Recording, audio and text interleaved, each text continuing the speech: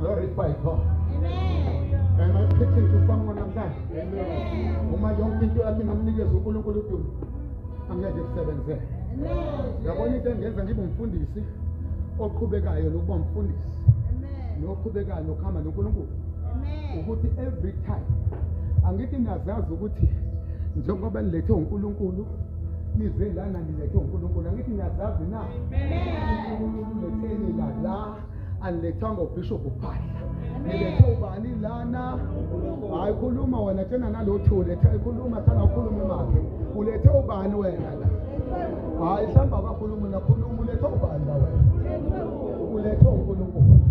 Uma uBishop uphahla ezo exercise the authority noma istrength sokun-owner, kusho ukuthi uma en-owner usho ukuthi nina you are no longer belonging to God, you belong to uBishop uphahla.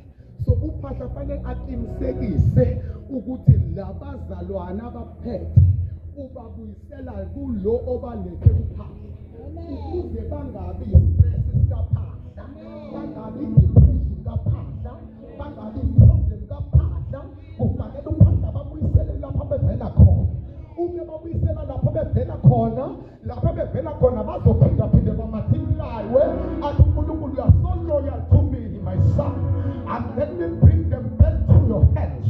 Mayibabuyisela kimi abasabuyi benjengoba ngibahambisile, babuya sebephinda phindiwe, babuya sekunama-millionaires, babuya sekunama-billionaires, babuya sebenabanye sekuqhamuka nalaba nalaba ya, ngoba yonke into oyibuyisela kuyena ibuyisa iphinda phindiwe. Yonke into oyibuyisela kuyena uNkulunkulu uyibuyisela, uyezibe namandla kakhulu kunaqala. Yini bazalwane singamazi uNkulunkulu? uNkulunkulu ophethe ingcebo yonke, uNkulunkulu ophethe impumelelo yonke. Sahlupheke khona wesibusisa singabuniyo, wesibusisa singapheliyo. Saxakeka uNkulunkulu esimthandazayo, masikhuluma sithi uNkulunkulu omlilo, masikhuluma sithi ungiyo nguye, masikhuluma sithi is an omnipresent God, masikhuluma sithi utholakala endaweni zonke ngexesha lodwa. Saxakeka khona omdala wezinsuku, umenzi wezinto zenzeke, owenza izinto zenzeke, umhlelebhu wamangephugebhu hambo lethu, lolo hlelebhu izimbi zenzeka. Lithi phephelana yedwa loNkulunkulu uthi izitha zethu mayiqhamuka ngolayini owodwa ayihlakaza, ngelayini abayisikhombisa, ukuthi sihlakazeke kodwa bezihlasela ngolayini owodwa. Lo Nkulunkulu kanti ungubani? uNkulunkulu ophethe indlela la ingekho khona, uNkulunkulu ophilisa abantwana bakhe. Ngibusisiwe isizwe semdumisayo ngoba siyawuNkulunkulu waso. Babusisiwe inhliziyo yabo, bayamnikeza udumo ngokuba uyokudala phakathi kwabo. Unjani kanti lo Nkulunkulu? Konakala empilweni yakhe khona, konakala endlini yakhe khona, konakala ey'malini zakhe khona, konakala entweni onaye khona.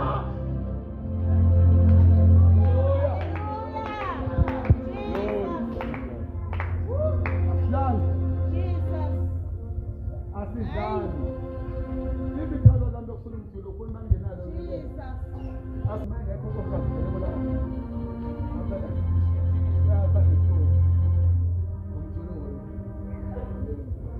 Nyangeni. Ngithi nyangeni. Ngiyakuzwa na?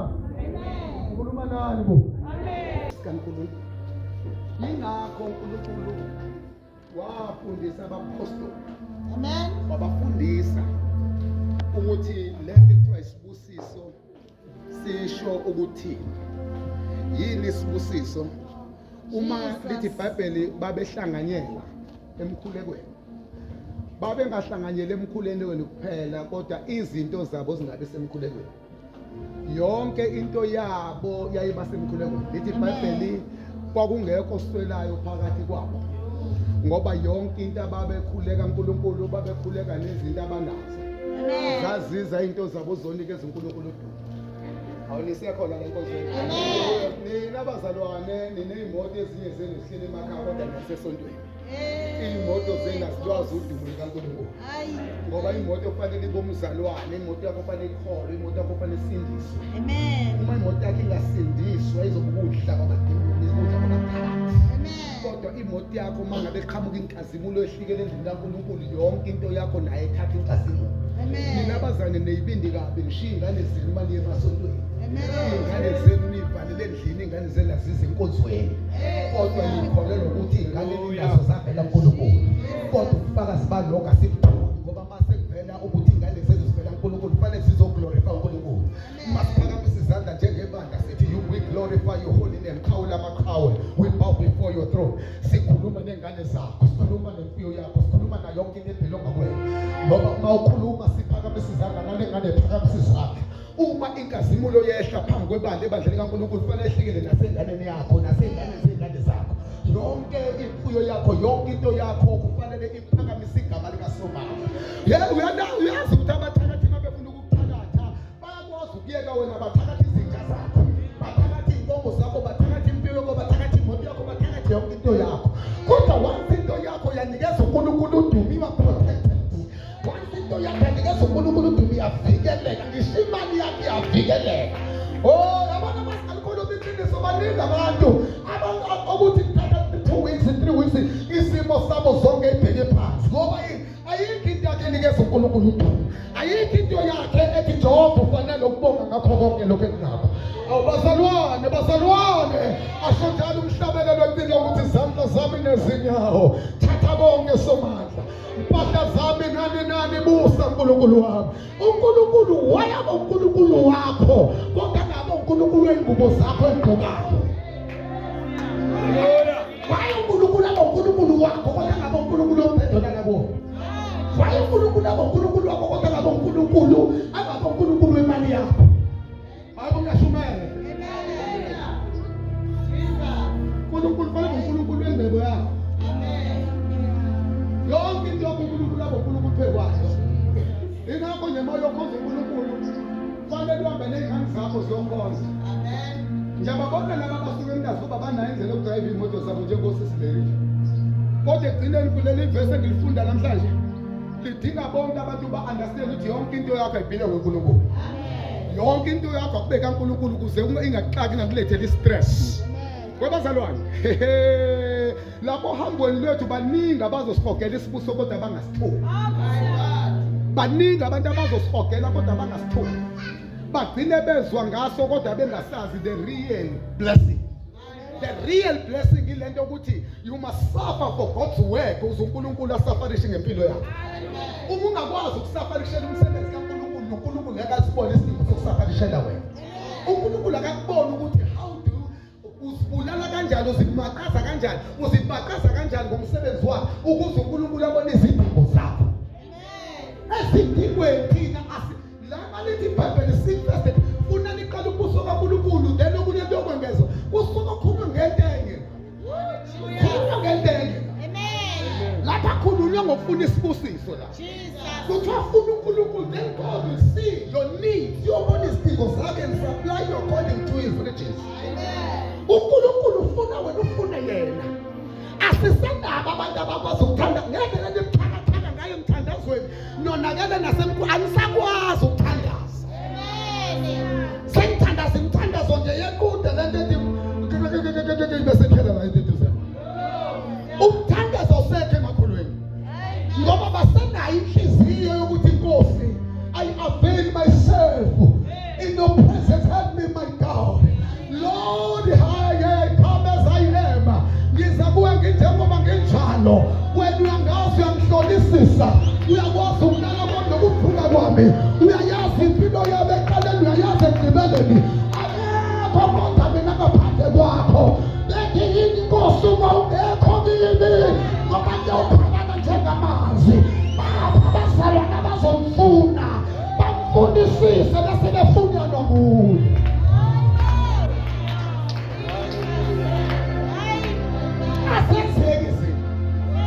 Akunzima nokuya phambili. Ngoba kuya phambili manje kubhekwa ukuthi wonke umuntu ubheka izidingo zakhe. In real life there is no need for us as church to look at our needs. Akufanele sibheke izidingo zethu. Kanti anazi ulweBhayibheli lingakhathazeki. Anifundele verse ngengomusa ngokuba ingomuso ikhathalela okwalo. Ngamanye amazwi ungakhathazeki ukuthi imali kapetroli awunayo kusasa, ngokuba imali kapetroli iyakhathalela yona. Ikhathalela ukuthi ngizoyenza kanjani imoto kaBishop ihambe kusasa. Izinto azikwazi ukukhathazeka ngoba zisehlandleni sakho. Izinto zakho ayikwazi ukukhathazeka lapha esandleni zabaphakathi ukuthi ngizosithethelana impaphakathi ngoba ufuna ukuyibambe ngesandla sakho. Izibusiso zakho ngabe ziya overflow, asikwazi overflow ngoba usala ukuyibambe ngesandla sakho.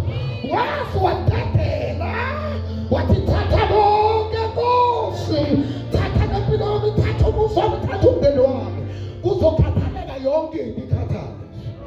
Khathalela wena. Uyasizakala. Amen.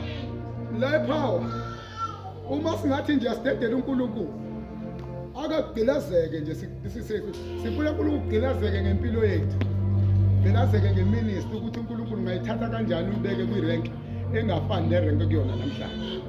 Sike sikhathazeke lokho, singayifuni futhi imali. Jesus. No, yekani imali. Imali ama-fruits, izithelo zesibusiso. So asikwazi ukubheka lento ekhiqizwa i-blessing. Kufanele sibheke i-blessing.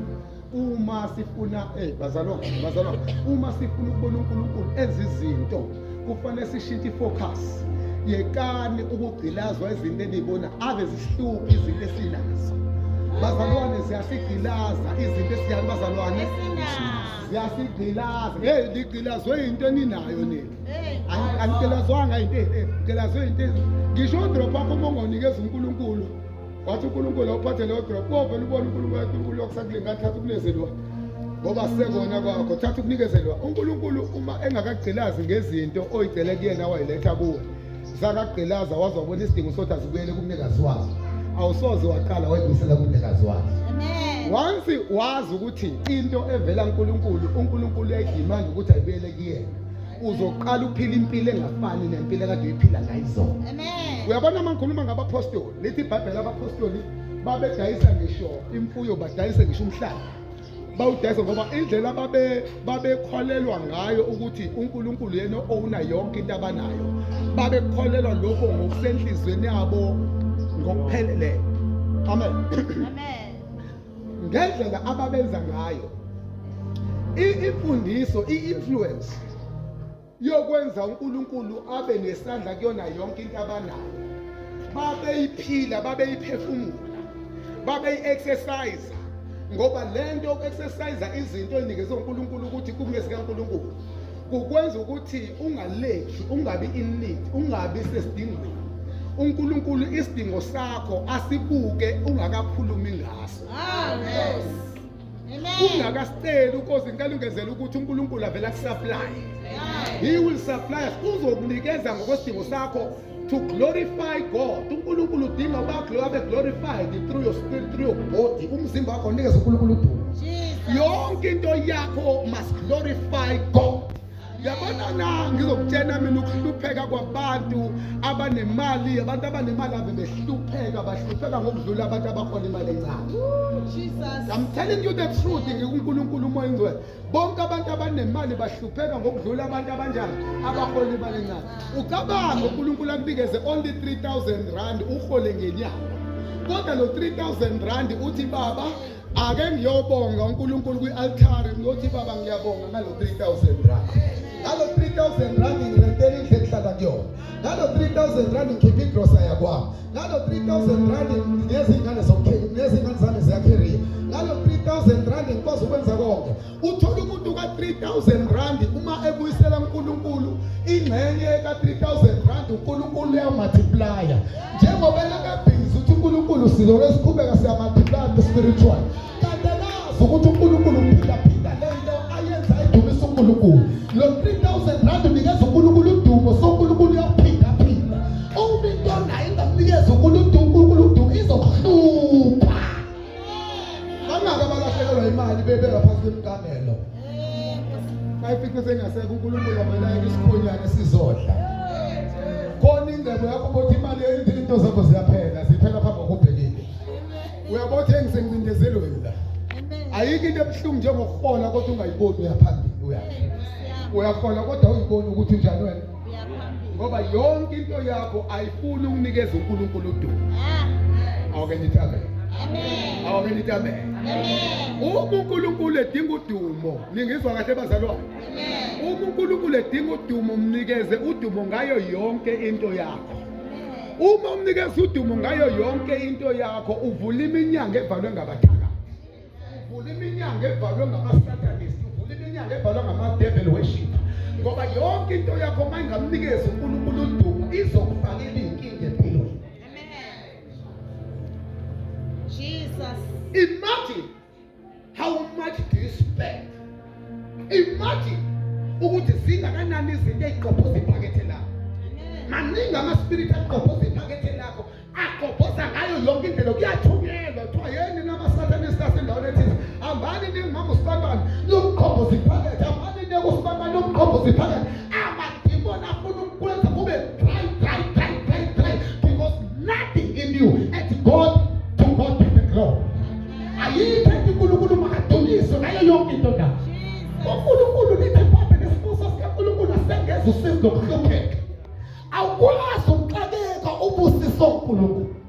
Awukwazi ukukhala uthi Nkosi kwenzakalani nabo ubusiso. Isibusiso sakhe siyafebisa, siyakhuthalisa. Nisakhona le Nkosi. Senze njani isibusiso? Siyakhuluphalisa. Ukebe nje. Kwenze njani mzalwane? Susele kude. Uhambe unyathele, uma unyathele uzothi ayeni. Ungathi khamba khathapile, khamba lento la enyawo. Ngoba isibuso sakho siyakucebisa.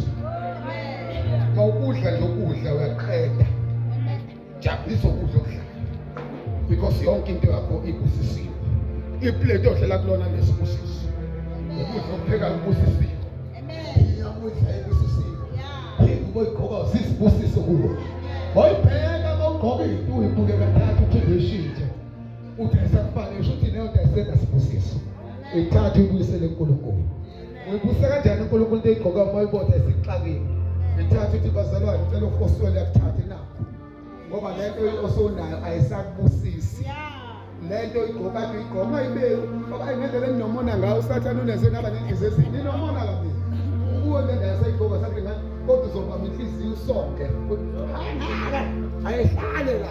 Ayihlale. Zonke lengangigqoka. La kayihlala. Unesinto zakho. Awungeke kushumayela. Ngicela ukushumayela. Ngizokhuluma mina ukuthi nina fanele nibe blessed. Fanele ingane zakho zibe blessed. Fanele umuzi wakho ube blessed. Fanele yonke into yakho ibe blessed. Yonke into nayo mayikhombise uNkulunkulu ukuthi uNkulunkulu lo. Base basho abantu bathi kusisiwe lo. Sibusisiwe sibelethe satholakala. Sibusisiwe sibelethe esathola lo mntwana. Ngoba yonke into yakho iphefumulelo ngamandla kaNkulunkulu. Uma iphefumulelo uzoyibona yonke ikhazimula. Yazi uNkulunkulu bazalwane uvula indlebe basavula imali eyiqaqa la iboshwe khona. Ungayivula uNkulunkulu imali uzothi Jehova kangisengezeni kona wavula kangaka. Masevula uNkulunkulu. Masevula uNkulunkulu. Hayi masevula bazalwane. Hayi masevula. Hayi ngithi khona isikhala khona bazabona umnyango kaNkulunkulu uyovula wemali. Uvule nje uNkulunkulu athi sesavula. Uhlala uthenga abathakathi. Ekade bathakathi imali yakho bekubayivala. Avela abathakathi ngeke leyanto iqalile leyanto leya. Leyanto sibamba ngala iphumuke ngala sibambe ngala iphumuke ngala. Ngifuna mina sithi masikhuleka siya uNkulunkulu silethe impilo yethu nezinto zethu. Sibe ophumuka bemphethe ezandle zabathakathi. Sibe ophumuka bemphethe ezandle zama-Satanists. Sibe ophumuka bemphethe kubantu abazondayo nabantu abanhliziyo ezini basibona. Bakhona abantu abakusongela kahle. Wazi abakusongelayo. Isakhona le nkosi. Abakusongelayo. Bakusongele ukuthi leyanto engathi ngawe. Hey usephakeme ukusho ukutheni ba. Sephakeme. Athi ngimephe nje. Nkosi yami sisenkini. Yasiphakamela. Wawutheni kubani? Wake ucela ulifti ngakakunikeza. Wake wacela ukuthi mhlawumbe sesibhedlela nganayo. Kodwa ngenxa yesibusiso khona abantu ababayizitha zakho ngoba usuyabusisa. Khona nje abantu ababayizitha zesibusiso sakho. Wazobusiseka esephakeme. Phakeme. Angithi ibona ingcono. Ibona yena esephumelela. Uyambona nje lo bekhuluma. Ukuthi usigibele emakhaya. Wake wathena umuntu kaNkulunkulu. Ukuthi usuke wehla kakhulu. Waze wehla waba into engekho. Ngenxa ukuthi uNkulunkulu ufuna abantu abamfunayo. Uma abantu befuna uNkulunkulu, noNkulunkulu uhlangana nabo. Ngoba uthi mamfuna abantu ufuna into evele kade yakufuna. Mase umfumana kusuke ngesiwena ofumana yena, sewuyena ofumana wena. Ngoba yena kade afuna le ndaba yakho uNkulunkulu uyayazi. Le story sakho uNkulunkulu ohleli naso sethuwa siyasazi. Awunisekhona enkonzweni kazalwane. Lithi iBhayibheli kule ndawo posanikela zonke inkathazo zenu ngokuba niyangikhathalela. Posanikela zonke inkinga zenu ngokuba niyangikhathalela. Awunangizwa lapha enkonzweni. Uma ungayi-understand i-instruction yokukhonza kaNkulunkulu, uzomkhonza uhlezi eceleni kwepresence yakhe, ungahlali kwipresence yakhe ngoba we understand i-protocol yokukhonza kaNkulunkulu. Ohlala eceleni. Amen. Khona nje abantu baseduze uNkulunkulu ethehla. Bavele bamuve, uSathane bamuve in the presence, basusa i-presence babeke kubo. Babe kwi-presence yabo, nokuthi babe kwi-presence kaThixo. They shift from God's presence and remain in their presence. Then babe kwi-presence yabo bayaqala bahlulele yonke into. Bayaqala babuke yonke into. Hey, maye babo. Sithulile siyabonga. Maye babo. Sesikhathele sithulile siyabonga. Ngoba siyake ke siyakukhuluma. Ingoba uhlezi kwi-presence yakho.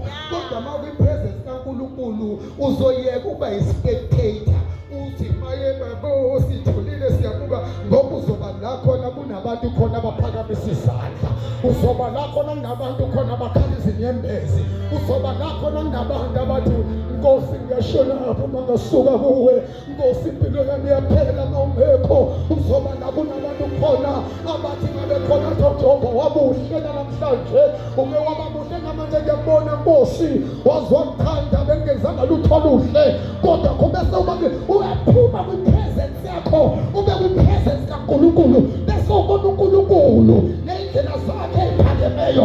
Athi incwadi yamaHubo siphenya imisebenzi kaNkulunkulu usuku nosuku. Siphenya imisebenzi yamandla akhe. Wena zalwane umane engqondweni yenu.